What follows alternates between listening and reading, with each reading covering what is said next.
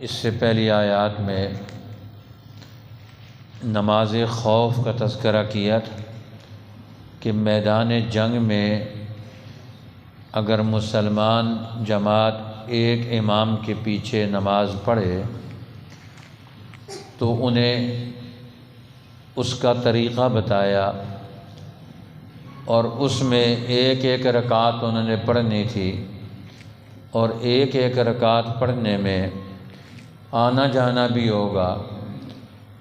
تو یہ تو ہنگامی حالات، دشمن سر پر ہو تو اس وقت نماز چھوڑنی نہیں ہے، اس کا آسان ترین طریقہ کار شریعت نے بتا دیا۔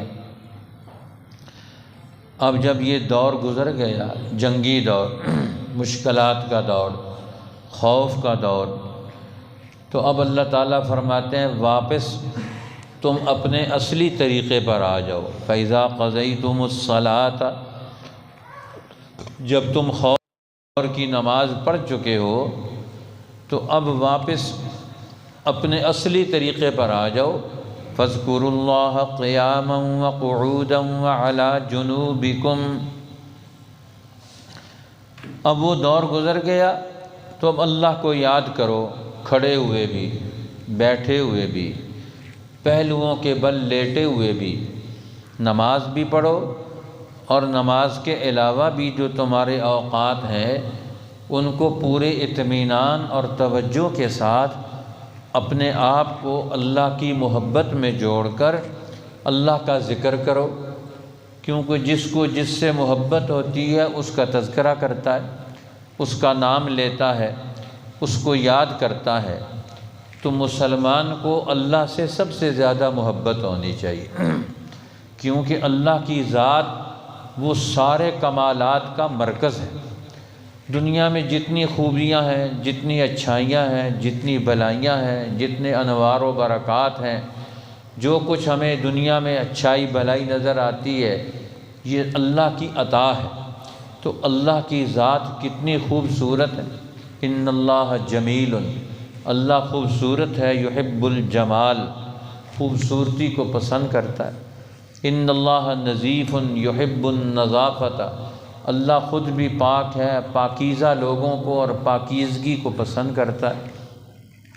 تو اسی طرح اللہ کی ذات سب سے بڑی عالم ہے، علیم بذات الصدور، دلوں کے راز جاننے والا ہے، تو پھر وہ علم کو بھی پسند کرتا ہے۔ تو اب تم بھی اللہ کے ساتھ محبت رکھو، اور اللہ کی صفات اور اخلاق وہ تمہارے اندر منتقل ہوں گے۔ اللہ کو یاد کرو، تو اب اللہ کو یاد کرو گے، اس سے تمہارا مرتبہ بڑھے گا، تمہارا درجہ بڑھے گا، تمہیں ترقی حاصل ہوگی۔ تو انسان کو اللہ کی محبت میں ترقی کرنی ہے، ادھر آگے بڑھنا ہے۔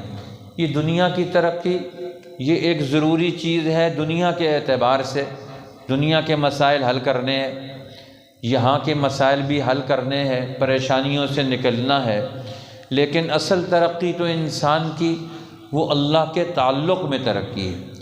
وہ کتنا تعلق اللہ کا پیدا کرتا ہے اور اس کی محبت میں کتنا درجہ اس کا بلند ہوتا ہے۔ اس لیے جو اللہ کو جتنے دل کی توجہ سے یاد کرے گا، اللہ کا ذکر کرے گا، تو اللہ کے ذکر سے انسان کو بہت زیادہ اللہ کی طرف سے انعامات ملتے ہیں۔ اس لیے ذکر کی بنیاد پر انسان کو اخلاص حاصل ہوتا ہے۔ اللہ کے غیر سے انسان کا تعلق وہ کمزور پڑتا ہے اور اللہ کا تعلق مضبوط ہوتا ہے۔ اور دنیا جتنی ہے یہ اللہ کا غیر ہے۔ اب یہ تو عارضی چیز ہے، عارضی چیز سے انسان تعلق جوڑ لے اور دائمی اور قائم اور باقی چیز سے تعلق توڑ لے، یہ انسان کی بڑی ناکامی ہے۔ جو چیز چھن جانے والی ہے، ختم ہو جانے والی ہے، اس کے ساتھ تعلق رکھیں، اور جو ہمیشہ ہمیشہ سے ہے، ہمیشہ رہے گا، وہ تو صرف اللہ کی ذات ہے۔ دنیا آج ہے، کل نہیں ہوگی۔ اسی طرح ہمارے پاس کی جو چیزیں ہیں آج ہیں، کل نہیں ہوں گی، نئی چیزیں آ جائیں گی، نئی سی نئی چیزیں انسان کی زندگی میں داخل ہوتی ہیں، تو انسان کس کس چیز سے محبت رکھے گا؟ محبت تو صرف اللہ سے رکھنی ہے۔ باقی چیزوں کو استعمال کرنا ہے۔ فرمایا فاذکروا اللہ، تو اللہ کو یاد کرو ہر حال میں۔ تمہارے اوپر ابھی تو خوف تھا دشمن کا، اس کی وجہ سے تم نماز میں بھی تھے، سب کام تھے۔ اب جب دشمن چلا گیا، اب دشمن کا خوف تو ختم ہو گیا، اس خوف کی وجہ سے جو اللہ کو یاد کرتے تھے، جب بیماری آتی ہے نا تو ہر آدمی اللہ کو یاد کرتا ہے، پھر ذکر بھی کرتا ہے، دعائیں بھی مانگتا ہے۔ جب دشمن حملہ آور ہوتا ہے تو سارے لوگ اس وقت دعائیں مانگتے ہیں، یا اللہ فتح دے، یا اللہ کامیابی دے، یا اللہ فلاں دے۔ لیکن جب دشمن چلا جاتا ہے تو پھر سارے بے غم ہو جاتے ہیں، پھر اللہ کو یاد کرنا، دعائیں مانگنا، ساری چیزیں ختم ہو جاتی ہیں۔ تو مسلمان ہنگامی حالات میں اللہ کو یاد کرتے ہیں، اور جب اصلی حالات ہوتے ہیں پھر غافل ہو جاتے ہیں، پھر وہ دنیا کی محبت میں دیگر چیزوں میں مصروف ہو کر اپنی حیثیت گنوا بیٹھتے ہیں۔ اس لیے اللہ نے فرمایا یہ نہیں ہے کہ دشمن ہے تو اس وقت تو تم نماز کی طرف توجہ دو، دل سے توجہ سے نماز پڑھو، اللہ کا نام لو، اور جب دشمن چلا گیا، اب وہ شکست کھا گیا، اللہ کی مہربانی سے تمہیں فتح مل گئی، تو اب تم اللہ کو بھول جاؤ؟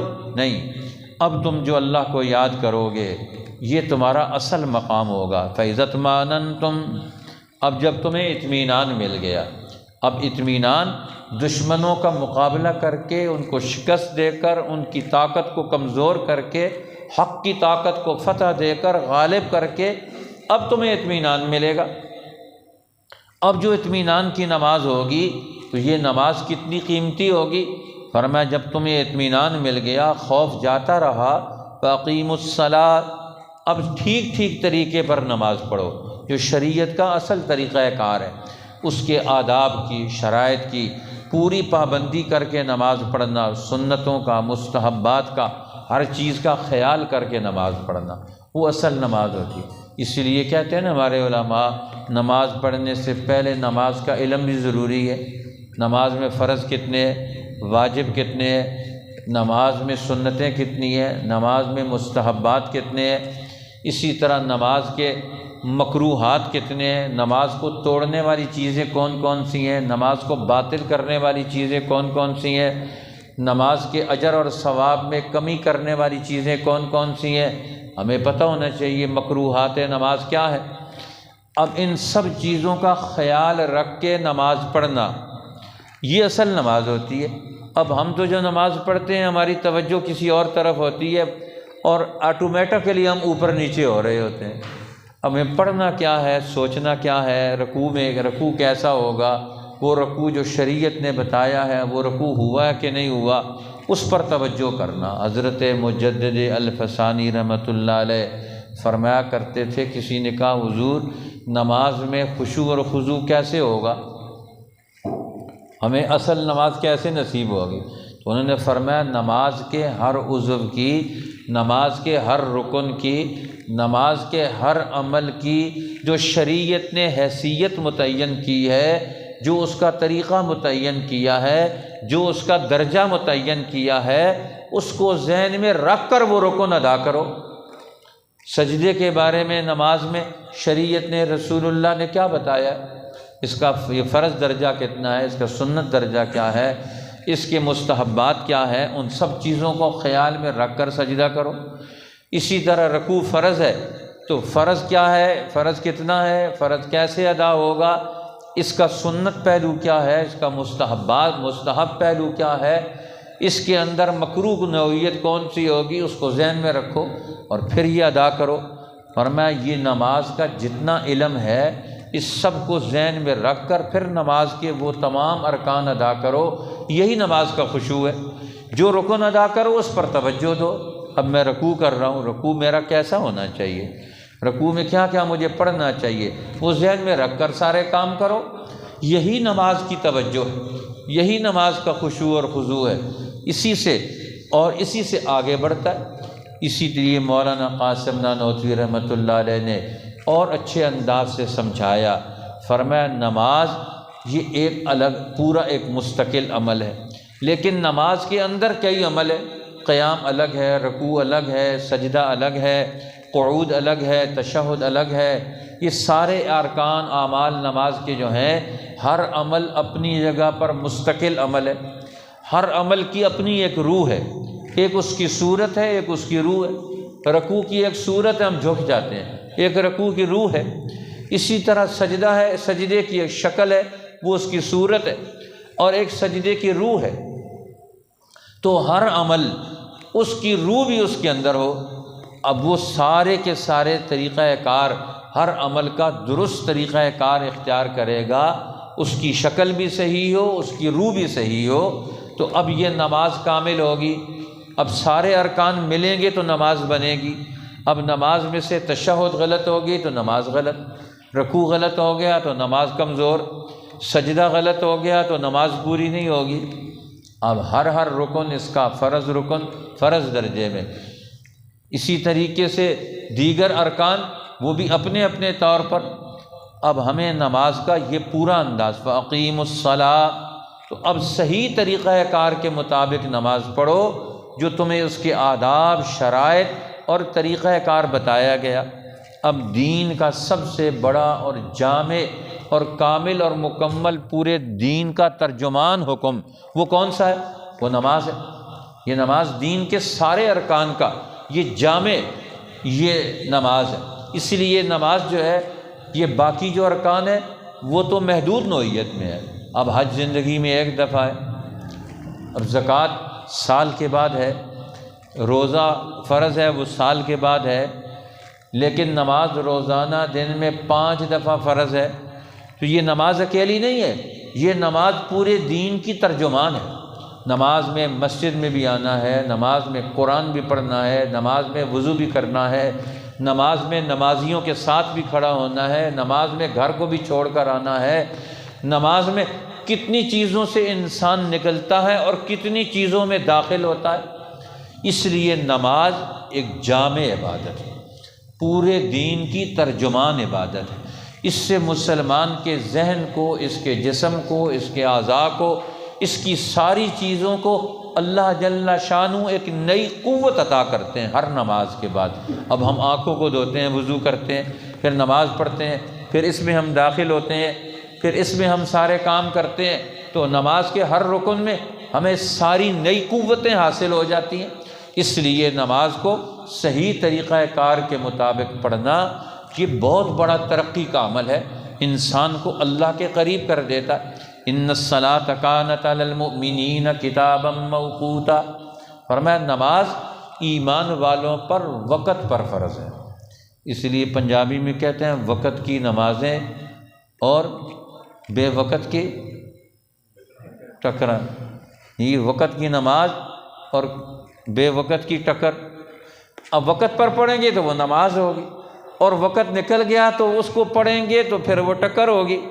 اب یہ ٹکریں مار رہے، تو اس لیے ٹکر نہیں مارنی، وقت پر پڑھنی ہے، صحیح طریقے پر پڑھنی ہے، تو انشاءاللہ نماز کا نتیجہ نکلے گا، انسان ترقی کرے گا، اللہ کا بندہ بنے گا، سچا مسلمان بنے گا، قرآن کا حامل بنے گا، نبی کا سنت کے پیروکار بنے گا، اور دنیا کی ہر چیز پر اس کا اثر بڑھتا چلا جائے گا۔ فرمایا اب نماز بھی پڑھنی ہے، ذکر بھی کرنا ہے، اپنے آپ کو ذہنی، عقلی، علمی طور پر تیار بھی کرنا ہے، اور پھر اس کے بعد اگلی ڈیوٹی بھی ہے، وَلَا تَهِنُوا فِي ابْتِغَاءِ الْقَوْمِ، نماز پڑھنے کے ساتھ، ذکر کرنے کے ساتھ، یہ سارے کام کرنے کے ساتھ دشمن جو تمہارے اوپر حملہ آور ہے اس کی تلاش میں ہمت مت ہارو۔ آج تمہارے خلاف دشمن کیا کر رہا ہے، کل کیا کرے گا، پرسوں اس کا منصوبہ کیا ہے، دشمن کے ہر منصوبے کو ذہن میں رکھ کر اس کو توڑ کرنے کے لیے قدم بڑھاؤ۔ نماز کا یہ مطلب نہیں ہے نماز پڑھ رہے ہیں جی تو ہم باقی کام کوئی اور کرے گا۔ اب وہ نماز کو بھی ہمارا دشمن ہم سے جدا کرنا چاہتا ہے، نماز کے اثرات بھی ختم کرنا چاہتا ہے، پورے دین سے ہمیں نکالنا چاہتا ہے، دین کا عملی نظام توڑنا چاہتا ہے، مسلمانوں کو زندگی کے تمام کاموں میں شیطانی تابعداری میں ڈھالنا چاہتا ہے۔ تو قرآن کہتا ہے وَلَا تَهِنُوا فِي ابْتِغَاءِ الْقَوْمِ، ہمت نہ ہارو دشمن قوم کا پیچھا کرنے میں۔ یہ ساری ڈیوٹیاں تمہیں ہی ادا کرنی ہیں۔ ان تکونوا تعلمون، اگر تمہیں آج بے آرامی ہوتی ہے، دشمن کے مقابلے میں گھر چھوڑتے ہو، مسجد چھوڑتے ہو، قرآن پاک کی تلاوت وقتی طور پر چھوڑتے ہو، نماز کی اصل ترتیب تم سے رہتی ہے، اگر تمہیں بے آرام ہونا ہوتا ہے فَإِنَّهُمْ يَعْلَمُونَ، تو دشمن بھی تو تمہارے مقابلے میں گھر چھوڑ کر آیا ہے، بیوی بچے چھوڑ کر آئے ہیں، کاروبار چھوڑ کر آئے ہیں، سارے کام کاج چھوڑ کر تمہارے مقابلے میں، تمہاری مخالفت میں، تمہیں شکست دینے میں، تمہیں قتل کرنے میں وہ سارے کام کاج کر رہے ہیں۔ فَإِنَّهُمْ يَعْلَمُونَ كَمَا تَعْلَمُونَ، وہ بھی تو بے آرام ہوتے ہیں، وہ بھی تو تکلیف اٹھا رہے ہیں جس طرح تم تکلیف اٹھاتے ہو۔ یہ تکلیف مت سمجھو، یہ تمہاری ترقی کا اگلا دور ہے، اور مسلمان کو تو ہر تکلیف پر اجر ملتا ہے۔ وَتَرْجُونَ مِنَ اللَّهِ، تم اللہ کے لیے قدم اٹھاؤ گے، مال وطن جان عزت ہر چیز قربان کرو گے تو تمہیں اللہ سے ثواب ملے گا، اجر ملے گا، ترقی ملے گی۔ اور ان کو کیا ملے گا؟ کافروں کو کیا ملے گا؟ وَتَرْجُونَ مِنَ اللَّهِ مَا لَا يَرْجُونَ، تمہیں اللہ سے وہ امیدیں ہیں ملنے کی جو ان کو امید نہیں ہے، تو پھر تمہیں تو اور زیادہ اپنے دین کے عمل میں، انفرادی تربیت میں اور دشمن کا مقابلہ کرنے میں تمہیں اور زیادہ ہمت دکھانی چاہیے، تمہیں اور زیادہ عقل مند ہونا چاہیے۔ وَكَانَ اللَّهُ عَلِيمًا حَكِيمًا، اور اللہ سب کچھ جاننے والا، حکمت والا ہے۔ اب دشمن کا مقابلہ کرنا، ایک صحابی تھے حضرت سلمہ ابن الاکوع، ان کو پتہ چلا کہ کچھ دشمن لوگ آئے ہیں اور آ کر انہوں نے مدینہ کی چراگاہ سے اونٹ لے کر وہ بھاگ کے جا رہے ہیں۔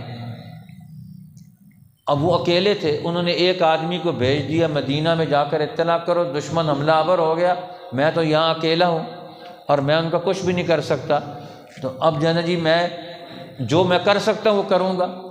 اب وہ اکیلا تھا، نوجوان صحابی سلمہ ابن الاکوع، اور ان کے پاس تیر تھے، وہ چھپ کر ان پر مختلف انداز سے کبھی ادھر سے تیر چلاتے، کبھی ادھر سے تیر چلاتے، کبھی اور طرف سے تیر چلاتے۔ اب وہ ان کو انہوں نے مصروف رکھا، بڑھنے نہیں دیا، چلنے نہیں دیا، جب چلتے تو ادھر سے تیر پھینک دیتے، پھر چلتے تو پھر ادھر سے تیر پھینک دیتے دوسری طرف سے ہو کر۔ انہوں نے سمجھا کہ بہت بڑی فوج کوئی ہمارا پیچھا کر رہی ہے، اور بعد میں پتہ چلا کہ یہ ایک نوجوان تھا اور اسی نے ان کو روکے رکھا، چلنے ہی نہیں دیا ان کو۔ اتنے میں مدینہ کی فوج آ گئی، وہاں سے کمک آ گئی اور انہوں نے ان کو گھیر لیا۔ اب حکمت اور عقل، انسان کو سستی نہیں دکھانی چاہیے۔ آج مسلمان سست ہو گئے، ہمت ہار کے بیٹھا ہو، ہر آدمی کہتا ہے کچھ بھی نہیں ہو سکتا، بڑے بھی کہتے ہیں ہم دشمن کو شکست نہیں دے سکتے، اب دنیا میں دین غالب نہیں ہو سکتا، دین پر عمل نہیں ہو سکتا، جتنا کر سکتے ہو اتنا ہی کرو، اور کے بارے میں مت سوچو۔ ہر آدمی بے ہمت ہوا ہے، جس کو دیکھو وہ اپنی ہمت ہارے ہوئے۔ فرمایا ہمت ہارا ہوا مسلمان نہیں ہو سکتا، مسلمان کی ہمت تو جوان ہوتی، چاہے وہ بوڑھا ہی کیوں نہ ہو، وہ کبھی بھی اپنی ہمت نہیں آتا۔ حضرت ابو ایوب انصاری قسطنطنیہ کے غزوے میں بیمار ہو گئے، امیر لشکر آ کر پوچھتا ہے آپ کی کوئی خواہش؟ انہوں نے کہا میری آخری خواہش یہ ہے کہ تمہارا لشکر جہاں تک تم میری میت کو بھی پہنچا سکو وہاں پہنچا کر مجھے دفن کرنا، یا نہ مت دفن کرنا، جہاں میری موت آ جائے وہاں دفن نہ کرنا، جہاں تک تم آخری سفر، جہاں تم پہنچ سکتے ہو دشمن کی زمین پر غلبہ پاتے ہوئے، قبضہ کرتے ہوئے، آخری حصے پر جہاں تم سے نہ ہو سکے وہاں جا کر دفن کرنا۔ اور انہوں نے قسطنطنیہ کے قلعے کی دیوار کے نیچے جا کر دفن کیا، یہ اتنا حصہ اس پر انہوں نے کہا ہم نے قبضہ کر لیا، اور وہاں جا کر دشمن کے سامنے دفن کر کے آ گئے۔ اب یہ مسلمان کہاں ہمت ہارنے والے، اور آج 1.5 ارب سے زیادہ مسلمان ہیں اور دنیا میں شکست خوردہ ہے، ہر طبقہ شکست خوردہ، ہم کچھ بھی نہیں کر سکتے۔ بادشاہ ہیں بیٹھے ہوئے صرف قرارداد پاس کرتے ہیں غزہ میں مسلمانوں کو نہ مارا جائے، جدھر دیکھو وہ صرف قرارداد پاس کر کے فارغ ہو جاتے، قدم کوئی نہیں اٹھا سکتے۔ اللہ تعالی ہمیں ہمت عطا فرمائے، دین کی نسبتیں نصیب فرمائے، قرآن پاک کا فیض اور برکتیں عطا فرمائے۔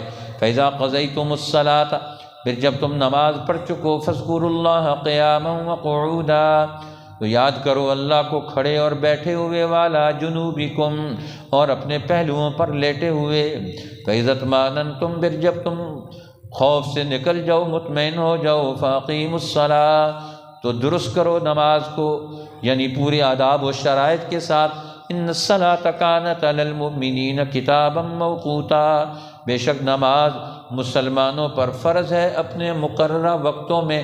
وَلَا تَهِنُوا فِي ابْتِغَاءِ الْقَوْمِ، اور ہمت نہ ہارو دشمن قوم کا پیچھا کرنے سے۔ إِن تَكُونُوا تَعْلَمُونَ، اگر تم بے آرام ہوتے ہو، فَإِنَّهُمْ يَعْلَمُونَ، بے شک وہ بھی بے آرام ہوتے ہیں، کما تعلمون، جس طرح تم بے آرام ہوتے ہو۔